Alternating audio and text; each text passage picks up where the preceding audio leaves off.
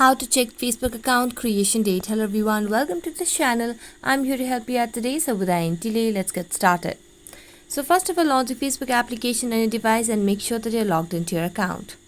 As you're logged into your account, tap on your profile at the top right corner of the screen and simply select on the gear icon that will lead you to settings and privacy. Now tap on see more in account center over here and then scroll down and tap on the option of your information and permissions.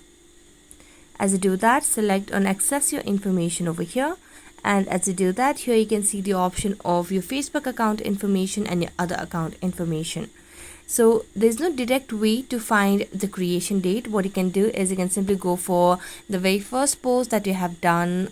That might be the first or the creation date as well. Otherwise, there's no direct option to check the Facebook account creation date. You'll have to go for each option, and then you can just export the data and you can check that as well. So that's it. Thank you so much for watching this video. See you next time.